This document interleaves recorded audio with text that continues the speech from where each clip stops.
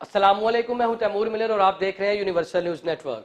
खबर शामिल करते हैं गुजरांवाला से, जहां निजी हाउसिंग सोसाइटी के गार्ड्स की फायरिंग से 2 नौजवान जख्मी हो गए। जख्मी नौजवानों को तिब्बी इमदाद के लिए DHQ अस्पताल मुंतकिल कर दिया गया है। इस हवाले से मजीद जानते हैं हमारे नुमाइंदे अली शेर मजीद से।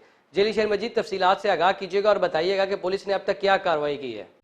आज बिल्कुल ये वाकया थाना रूप के इलाके गार्डन टाउन में पेश आया, जहां पे सिक्योरिटी गार्ड की जानिब से अंधाधुंध फायरिंग की गई है। फायरिंग के नतीजे में 2 नौजवान जख्मी हुए हैं। जख्मियों को तिब्बी अमदाद के लिए DHQ अस्पताल मुंतकिल कर दिया गया है। इस वक्त जब हमारी डॉक्टर्स के से बात हुई तो उनका कहना है कि दोनों नौजवानों की हालत जो है खतरे से बाहर है। ये वाकया कुछ इस तरह पेश आया है पुलिस के मुताबिक कि दोनों नौजवान बाइक पर रॉन्ग साइड पे कॉलोनी में आ रहे थे, जिसकी वजह से गार्ड ने फायरिंग कर दी। फायरिंग के नतीजे में दोनों जो नौजवान जख्मी हुए हैं, पुलिस ने मौके पर पहुंचकर सिक्योरिटी गार्ड को अपनी हिरासत में ले लिया है और कार्रवाई का अमल शुरू कर दिया है। जी शुक्रिया अली शेर मजीद, तफसीलात से आगाह करने के लिए।